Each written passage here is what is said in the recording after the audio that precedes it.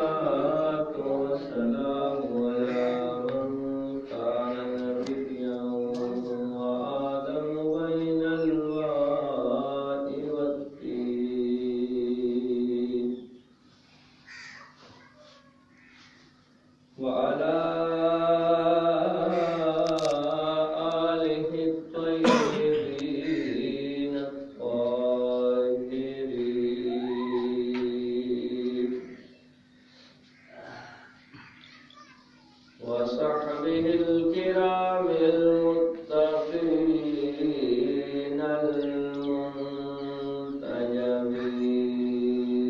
المنتجبين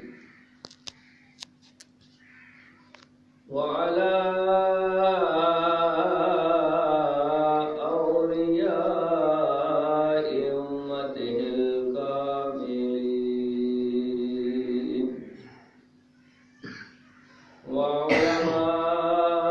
وعلماء ملته الصالحين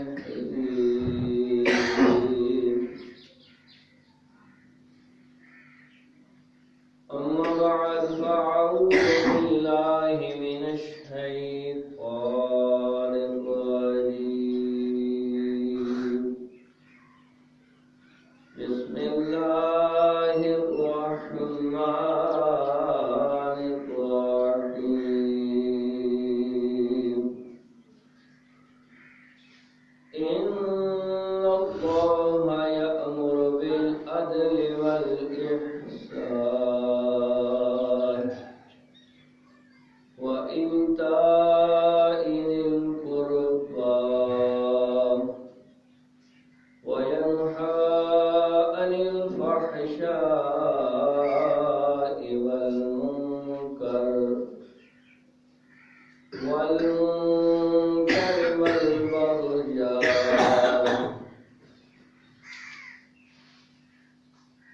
آمنت بالله صدق الله العظيم وصدق رسوله النبي الكريم الأمين قال الله تبارك وتعالى في شأن حبيبه مخبرا وآمرا إن الله وملائكته يصلون على النبي يا أيها الذين آمنوا صلوا عليه وسلموا تسليما بابا دے بلند اللہ صلی اللہ علیہ وسلم اللهم صل على سيدنا مولانا محمد وعلى آله وصحبه سيدنا مولانا محمد وبارك وسلم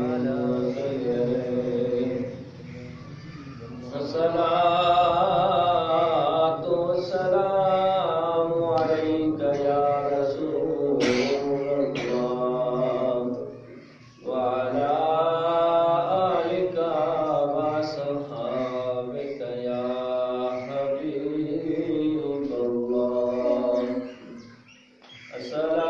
الصلاة والسلام عليك يا شفيع المذنبين وعلى آلك وأصحابك يا رحمة للعالمين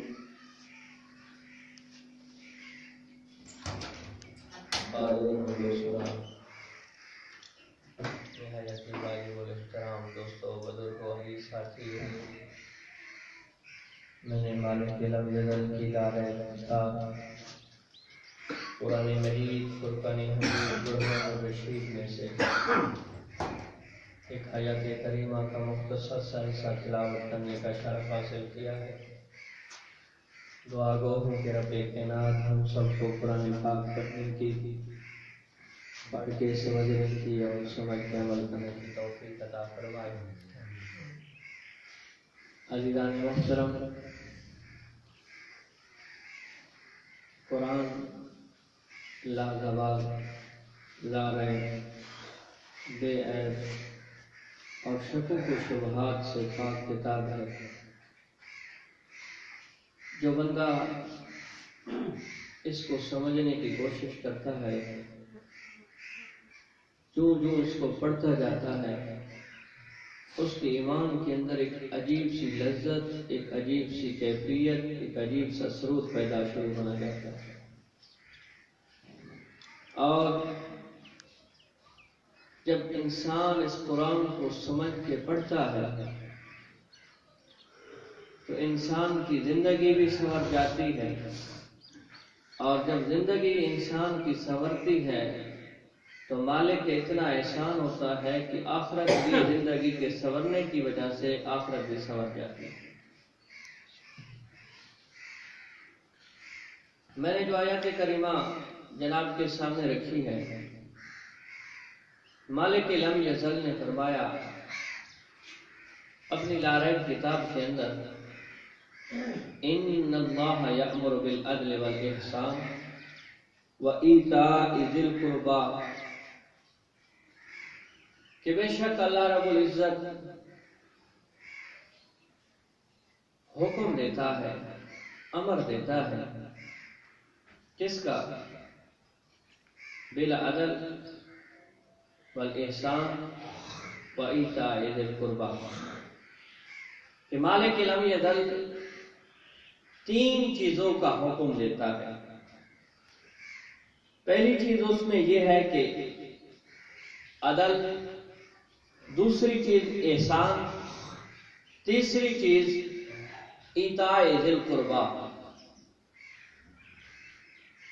اور آگے فرمایا والنہی عن الفحشاء والمنکر والبغی، کہ تین چیزوں سے منع فرماتا ہے، روکتا ہے، عن الفحشاء والمنکر والبغی، فحشاء سے، منکر سے اور بغی سے۔ پہلے تین چیزوں کا حکم دیا کہ یہ چیزیں بجا لاؤ، پھر تین چیزوں سے روکا کہ میرے بندے تو ان تین چیزوں سے رک جا۔ قرآن کے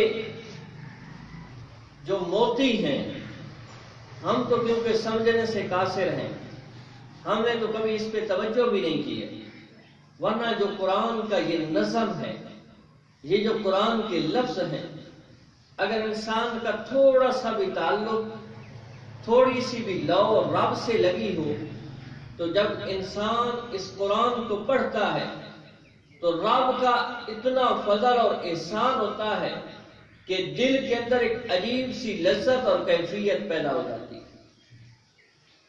اور قرآن تو ایک ایسی کتاب ہے، آپ علماء سے سنتے ہیں کہ جو نہیں مانتے تھے قرآن کو، جو قرآن کے منکر تھے، جب قرآن پڑھا جاتا تھا تو وہ چھپ کے خود سنتے تھے، اور جب اکیلے میں بیٹھتے تو سوچتے تھے کہ یار کیسا خوبصورت کلام ہے، حالانکہ تھے منکر۔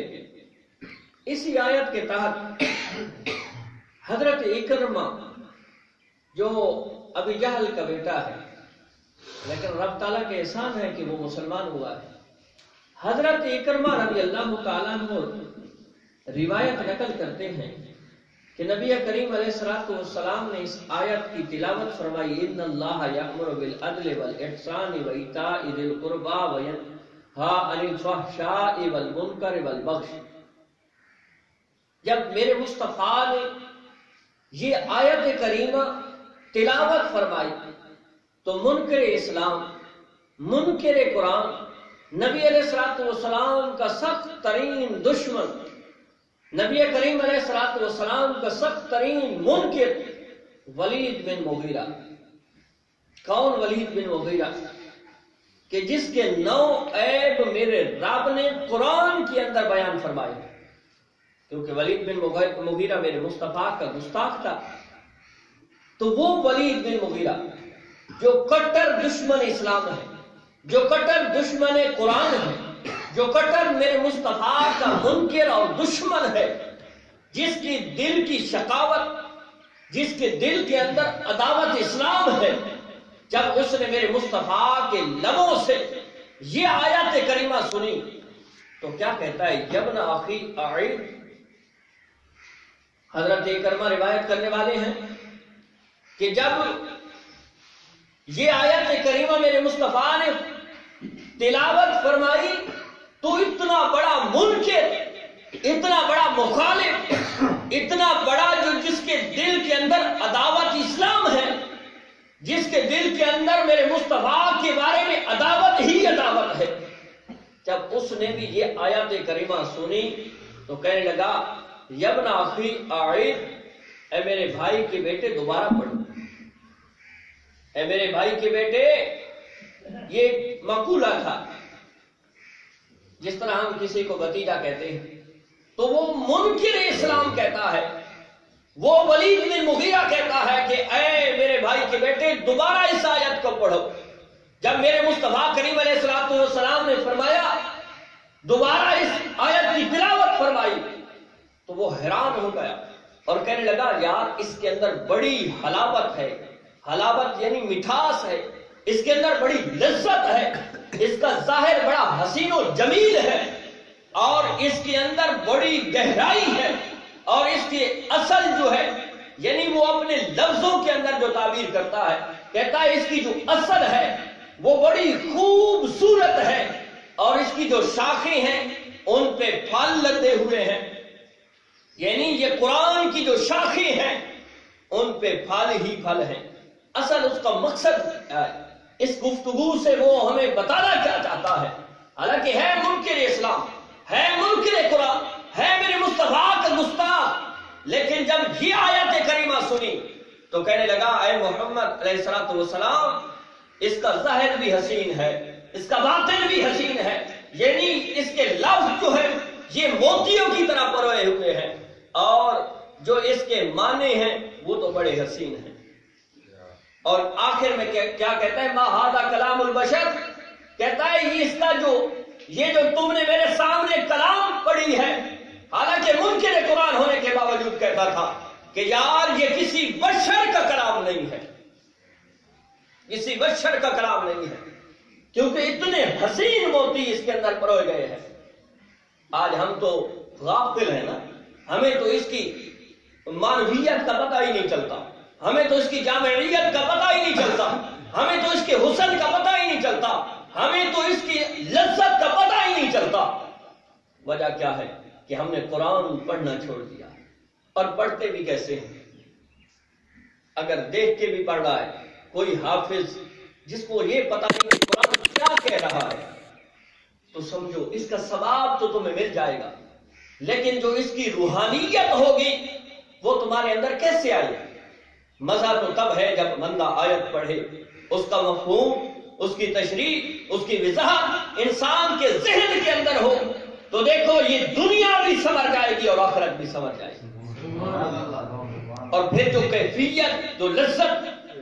اب صرف الحمد کا ترجمہ یاد کر لیں، یہ ایک میں آپ کو تجربے کے طور پہ عرض کر رہا ہوں کہ صرف الحمد شریف کا ترجمہ اگر آپ کو یاد ہو جائے، اور پھر جب آپ نماز پڑھنے کے لیے نیت مانیں گے اور جب الحمد شروع کریں گے، جب آپ کو ترجمہ یاد ہوگا، جب اس کی وضاحت آپ کے ذہن کے اندر ہوگی، جب اس کی تشریح آپ کی عقل کے اندر ہوگی تو اور عجیب سی لذت کیفیت آپ کی نماز میں پیدا ہو جائے گی، کیونکہ آپ کو پتا ہے کہ میں رب سے کیا گفتگو کر رہا ہوں۔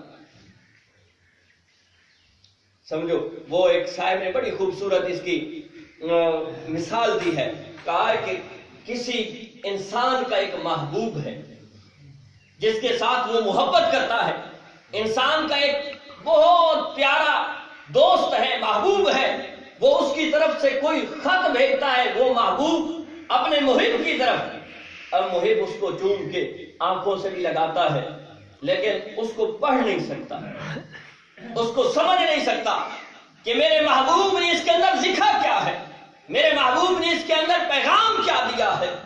کہا ہماری مثال بھی یہی ہے کہ ہمارے محبوب میرے رب نے جو ہمیں یہ کلام دیا ہے، ہم اسے چومتے بھی ہیں، آنکھوں سے بھی لگاتے ہیں، اس کی تعظیم بھی کرتے ہیں، اس کا ادب بھی کرتے ہیں، اس کی برکت کے لیے ختم بھی پڑھاتے ہیں، اور اپنے بچوں کو برکت کے لیے اس کو پڑھواتے بھی ہیں، لیکن ہمیں پتہ نہیں ہے کہ ہمارے محبوب نے ہمیں پیغام کیا دیا۔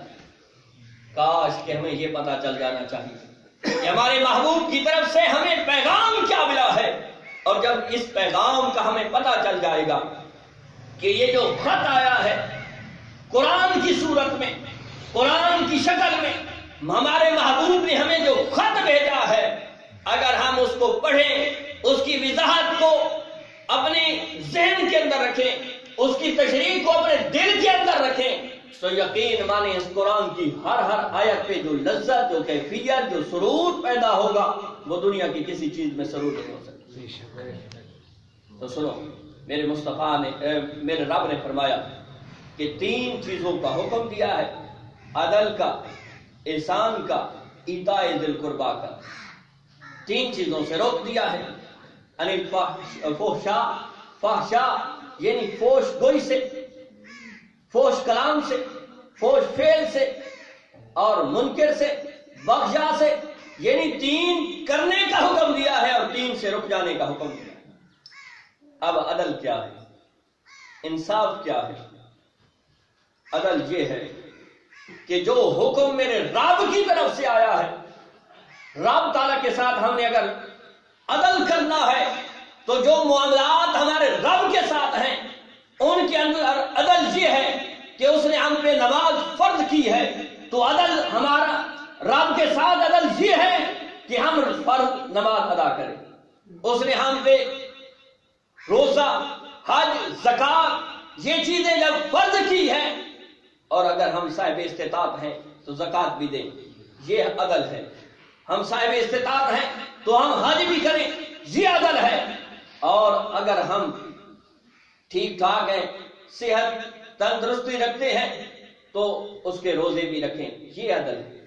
یعنی جو بھی اس کے حقوق ہیں میرے رب کے، جن چیزوں کا اس نے حکم دیا ہے، جن چیزوں سے اس نے رکنے کا حکم دیا ہے، منع فرمایا ہے، ان چیزوں سے رک جائیں، اور جن کے کرنے کا حکم دیا ہے ان کو بجا لائیں، تو یہ ہمارا رب کے ساتھ عدل ہے۔ اور لوگوں کے ساتھ عدل کیا ہے؟ لوگوں کے ساتھ عدل کیا ہے؟ انسانوں کے ساتھ عدل کیا ہے؟ جانوروں کے ساتھ عدل کیا ہے؟ اپنے عزیز و اقارب کے ساتھ عدل کیا ہے؟ کہ ہم ان کو کوئی تکلیف نہ دیں۔ نبی کریم علیہ الصلوۃ والسلام نے فرمایا کہ کامل مومن کون ہے؟ صحابہ کرام رضوان اللہ تعالی علیہم اجمعین عرض کرنے لگے یا رسول اللہ صلی اللہ علیہ وسلم کہ کامل مومن کون ہے؟ یہ اللہ جانتا ہے یا اللہ کا رسول جانتا ہے؟ کامل مومن کا مطلب یا تو رب کو ہے یا رب کی اطاعت سے مصطفیٰ کو ہے۔ تو میرے مصطفیٰ نے جو فرمایا ذہن کے اندر رکھیں، اس جملے کو اپنے دل کے اندر جگہ دیں۔ میرے مصطفیٰ نے فرمایا کہ کامل مومن وہ ہے کہ جس کی ہاتھ سے، جس کی زبان سے، جس کے فعل سے اس کا دوسرا مسلمان بھائی محفوظ ہے۔ اس کی زبان سے اس کا مسلمان بھائی محفوظ ہے، اس کے ہاتھ سے اس کا مسلمان بھائی محفوظ ہے، اس کے کام سے اس کا مسلمان بھائی محفوظ ہے۔ جو ان 3 چیزوں میں اپنے دوسرے مسلمان بھائی کو اپنے آپ سے محفوظ رکھتا ہے، وہ جیسا بھی ہے میرے مصطفیٰ نے فرمایا وہ کامل مومن۔ اگر ہم نمازیں پڑھیں، روزے رکھیں، زکاتیں دیں، حج کریں، ہر نیک عمل کریں، صدقہ و خیرات کریں، مسجدیں آباد کریں، لیکن ہماری زبان سے ہمارا مسلمان بھائی محفوظ نہیں ہے، تو سمجھو ابھی تک ہم کامل مومن نہیں ہیں۔ ہمارے ہاتھ سے ہمارا مومن بھائی محفوظ نہیں ہے تو سمجھو کہ ہم کامل مومن نہیں ہیں۔ ہمارے کسی کام سے ہمارے کسی مسلمان بھائی کو اذیت اور تکلیف اور مصیبت پہنچ رہی ہے تو سمجھو ہم کامل مومن نہیں. جب ہمارے کام سے کسی کو اذیت نہیں پہنچے گی، کسی کو تکلیف نہیں پہنچے گی، کسی کو مصیبت نہیں پہنچے گی، اور ہماری زبان سے ہمارے دوست، ہمارے احباب، ہمارے مسلمان بھائی محفوظ ہو جائیں گے، پھر ہم تمہیں سرٹیفکیٹ میرا رب دے رہا ہے، میرا رب کا رسول دے رہا ہے کہ تم کامل مومن ہو. اور تیسرا، اپنی ذات کے ساتھ انصاف کرنا. یہ تو لوگوں کے ساتھ تھا نا، پھر اپنی ذات کے ساتھ انصاف. اپنی ذات کے ساتھ انصاف کیا ہے؟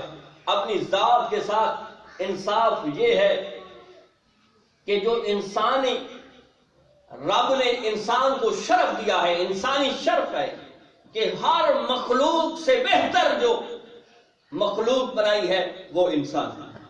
ہر مخلوق سے بہتر مخلوق، اشرف المخلوقات انسان ہے. تو اسے چاہیے کہ اپنے اس آدمیت کا خیال رکھے، ایسا کام، ایسا فعل، ایسی بات، ایسی گفتگو نہ کرے کہ جس کی وجہ سے آدمیت پہ حرف آئے، جس کی وجہ سے انسان پہ حرف آئے. ایسا کوئی کام نہ کرے. یہ اپنی ذات کے ساتھ انسان. اور احسان کیا ہے؟ احسان یہ ہے، کامل ترین جو اس کا ترجمہ ہے تو وہ یہ ہے کہ ہر شے میں میانہ روی اختیار کرنا. یعنی وہ اپنے غصے کو پی جاتا ہے، احسان کر رہا ہے. وہ لوگوں کے ساتھ اچھا ہے، احسان کر رہا ہے. اور سب سے بڑا احسان کیا ہے؟ جب نبی علیہ الصلوۃ والسلام نے حضرت جبرائیل امین سے پوچھا، ہے جبرائیل بتا احسان کیا ہے؟ عرض کی بندہ نواز، احسان یہ ہے کہ جب انسان نماز کے لیے کھڑا ہو تو اس کے ذہن اور فکر کے اندر یہ بات ہو کہ وہ رب کے ساتھ کلام کر رہا ہے، وہ رب کو دیکھ رہا ہے، وہ رب کے ساتھ ملاقات کر رہا ہے. پھر عرض کی یا رسول اللہ، اگر یہ نہ ہو، یہ کیفیت نہ ہو، یہ حالت نہ ہو، یہ رابطہ نہ بن سکے تو پھر کیا کرے؟ یا رسول اللہ صلی اللہ علیہ وسلم، اس احسان کی دوسری مثال یہ ہے کہ اگر یہ کیفیت نہیں بنتی کہ وہ رب کو دیکھ رہا ہے تو پھر یہ کیفیت ہونی چاہیے کہ رب مجھے تو دیکھ رہا ہے. یہ کیفیت ہونی چاہیے. تیسری چیز، وَإِيتَاءِ ذِي الْقُرْبَىٰ، اپنے قریبیوں کو عطا کرو، اپنے رشتہ داروں کو عطا کرو. اور میں نے نبی علیہ الصلوۃ والسلام کی حدیث پاک پڑھی ہے، مصطفیٰ کریم علیہ الصلوۃ والسلام نے فرمایا کہ سب سے افضل ترین صدقہ کیا ہے؟ صحابہ کرام رضوان اللہ تعالی علیہم اجمعین عرض کرنے لگے، یا رسول اللہ، اللہ بہتر جانتا ہے یا آپ بہتر جانتے ہیں؟ تو میرے مصطفیٰ نے جو ارشاد فرمایا ہے، آج ہم اپنے گریبان کے اندر جھانکیں، اپنے معاشرے کو دیکھیں، اپنے حالات اور معاملات کو دیکھیں کہ ہم کس ڈگر، کس رستے پہ چل رہے ہیں، اور ہمارا دین، ہمارا اسلام، ہماری شریعت کیا بتاتی ہے. تو سنو، مصطفیٰ کریم علیہ الصلوۃ والسلام نے فرمایا کہ اے میرے صحابہ، تمہیں پتا ہے کہ افضل ترین صدقہ کون سا ہے؟ انسان تو سوچتا ہے کہ بہت زیادہ مال دے دیا، بہت زیادہ سونا دے دیا، بہت زیادہ یہ جو زمین ہے رب کے راہ میں دے دی، یہ افضل ہے. نہیں، مصطفیٰ کریم علیہ الصلوۃ والسلام نے فرمایا کہ افضل ترین صدقہ وہ ہے کہ تم اپنے اس رشتہ دار کو دو جو تمہارے ساتھ دشمنی رکھتا ہے. آج تو ہم، اللہ معاف کرے، اپنے یہ جو صدقات و خیرات ہوتے ہیں انہیں ضائع کر بیٹھتے ہیں کہ جن کو ہم صدقہ یا خیرات دیتے ہیں اگر وہ سلام نہ کرے تو ہم کہتے ہیں یار یہ دیکھو، یہ پلا بڑا تو ہمارے صدقوں پہ ہے، ہمارے زکات کے پیسوں پہ ہے، ہم نے جو خیراتیں کی تھی اس پہ یہ پلا ہے اور اس نے آج ہمیں سلام نہیں کیا. یاد رکھو، اگر یہ سوچ انسان کی عقل کے اندر آ گئی، جتنا دیا تھا سب کچھ ضائع، ختم ہو گیا. ایسے دو کہ تمہارا اس کے ساتھ بعد میں کوئی تعلق بھی نہ ہو اور کسی قسم کا کوئی اس سے لالچ بھی نہ ہو. اس لیے تو فرمایا کہ اپنے اس رشتہ دار کو صدقہ دینا جو تمہارے ساتھ دشمنی رکھتا ہے، جو تمہارے ساتھ عداوت رکھتا ہے، جو تمہیں اچھا نہیں سمجھتا لیکن ہے مستحق.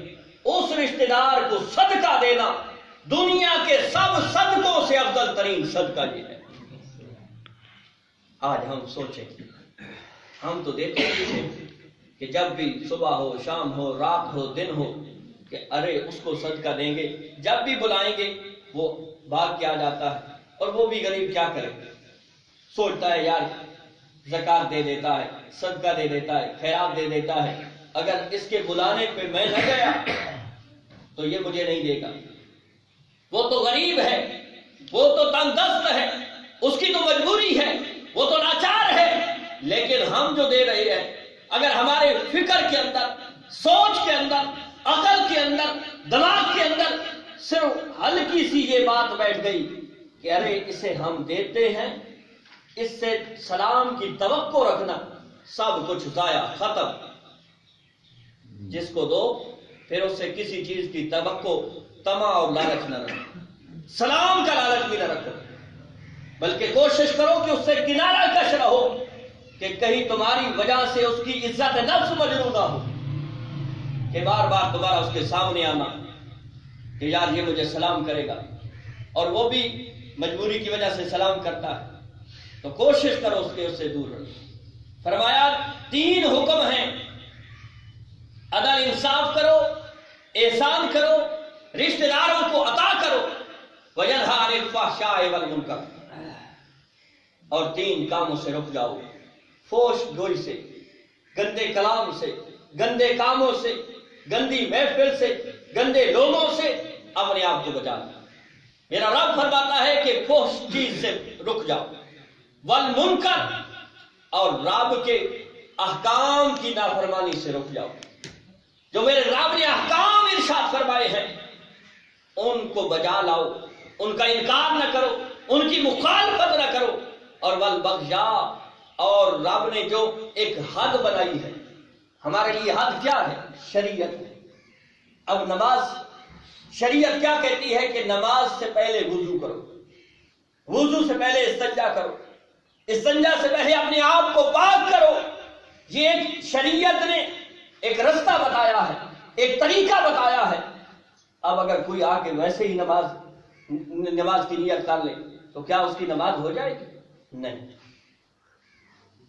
اس کی نماز نہیں ہوگی۔ اور جو بغیر وضو کے سجدہ اس نماز کے سجدے کو جائز قرار دیتا ہے کہ وضو کی ضرورت ہی نہیں ہے، ویسے سجدے نماز پڑھو، وہ بندہ دائرہ اسلام سے خارج ہو جاتا ہے۔ تو جو شریعت نے حد مقرر کی ہے، اس حد سے جو تجاوز کرتا ہے وہ بھی بندہ دائرہ اسلام سے نکل جاتا ہے۔ فرمایا فحش چیز سے بچ جاؤ، منکر چیز سے بچ جاؤ، اور رب کی جو حدیں ہیں، جو رب تعالیٰ نے حدود مقرر فرمائی ہیں، ان کے تجاوز کرنے سے رک جاؤ۔ آخری بات، میں اپنی گفتگو کو سمیٹنے لگا۔ نبی علیہ الصلوۃ والسلام نے فرمایا 3 لوگ جنتی ہیں، 3 لوگ جنتی ہیں۔ دوستان محترم، جنت جانا اتنا مشکل کام نہیں ہے۔ ہم جہنم کو خرید رہے ہیں، اور جنت جو ہمیں مفت میں ملتی ہے اس سے ہم دور بھاگ رہے ہیں۔ اگر صرف اپنی اس زندگی پہ تھوڑی سی توجہ کریں تو اس چیز کی ہمیں سمجھ آ جائے۔ فرمایا 3 لوگ جنتی ہیں۔ پہلا وہ انسان کہ جس کو رب تعالیٰ نے بادشاہت عطا کی ہے، رب تعالیٰ نے حاکم بنایا ہے، رب تعالیٰ کے فضل و احسان سے وہ حاکم بن گیا ہے، اور ایسا حاکم جو انصاف کرنے والا ہے۔ یہ آج کے ہمارے حکمرانوں جیسا نہیں کہ جو کرپشن میں یہ گلے تک ڈوبے ہوئے ہیں، جس کو کھولو اسی کی کہانیاں نکلتی ہیں کہ اتنے ارب کھا گیا۔ اللہ معاف کروائے۔ ویسے یہ بھی یاد رکھو کہ غریب شخص جب قیامت کے میں اپنا مقام دیکھے گا تو اسے لذت اور سکون آ جائے گا کہ مالک واقعی زندگی کے اندر غربت بڑی بری چیز لگتی تھی، لیکن آج تو غریب ہونے پہ چس آ گئی ہے کہ جب اس سے کہا جائے گا یہ غریب آ رہا ہے، اسے جنت بھیج دو۔ امیر آئے گا، اس سے پوچھو مال و دولت کہاں پہ لگایا تھا؟ جو ہم نے تمہیں پیسے اور دولت اور جائیدادیں دی تھی وہ کہاں پہ لگائی تھی؟ وہ تو کئی عرصہ تک ان کا حساب و کتاب دیتا رہے گا، لیکن جب غریب آئے گا میرا رب فرمائے گا جاؤ اس کو جنت بھیج بغیر حساب کتاب کے۔ آج تو ہم غربت کو بڑی بری چیز سمجھتے ہیں، بلکہ غریب رشتہ دار کو تو اپنی قوم والے بھی چھوڑ جاتے ہیں، بلکہ رشتہ دار تو دور کی بات ہے اپنے بھائی بھی چھوڑ جاتے ہیں، اور یہ چیزیں ہم اپنے آنکھوں سے اپنے معاشرے میں دیکھ چکے ہیں۔ فرمایا وہ حاکم جو انصاف کرنے والا ہے، عدل کرنے والا ہے اور فقیر لوگوں کو صدقہ دینے والا ہے، قیامت کے دن وہ جنتی ہوگا، قیامت کے دن وہ جنتی ہوگا۔ دوسرا وہ انسان کہ جس کو رب تعالیٰ نے مال و دولت دیا ہے، جس کو رب تعالیٰ نے وسیع رزق دیا ہے اور اپنے رشتہ داروں پہ وہ خرچ کرتا ہے، اپنے رشتہ داروں کے ساتھ اچھا سلوک کرتا ہے، اپنے رشتہ داروں کے ساتھ محبتانہ جذبات رکھتا ہے، جب بھی اس کے پاس رشتہ دار آتے ہیں وہ ان کے ساتھ اچھائی کرتا ہے، اچھے انداز میں پیش آتا ہے، اچھے اخلاق میں پیش آتا ہے، فرمایا ایسا انسان بھی جنتی ہے۔ تیسرا وہ انسان جو صاحب اولاد ہے، جس کی اولاد ہے، اہل و عیال والا ہے، لیکن اس کے باوجود حرام نہیں کھاتا، اس کے باوجود وہ بدکاری نہیں کرتا، اس کے باوجود وہ خلاف اولا کام نہیں کرتا، اہل و عیال ہونے کے باوجود نہ اس نے حرام کھایا، نہ اس نے کوئی شریعت کے خلاف کام کیا، بلکہ جو بھی میرے رب کی طرف سے احکام نازل ہوئے تھے، اتنا یعنی اہل و عیال والا اس کو ہر وقت کسی نہ کسی چیز کی تو فکر رہتی ہے نا۔ فرمایا اہل و عیال والا وہ صاحب اولاد شخص سب کچھ رب کی راہ کے اندر خرچ بھی کرتا ہے، اور جو حکم میرا رب عطا فرماتا ہے اور جو حکم میرے رب کی شریعت کے اندر ہوتا ہے وہ اس حکم کے سامنے اپنے سر کو جھکا دیتا ہے۔ فرمایا ایسا شخص بھی جنتی ہے۔ تو عزیزان محترم، مالک الامجد ہم سب کو شریعت اسلامیہ کی پاسداری کرنے کی توفیق عطا فرمائے۔ وآخر دعوانا الحمدللہ رب العالمین۔ انشاءاللہ اگلا جمعہ 1:45 بجے پڑھیں گے انشاءاللہ العزیز۔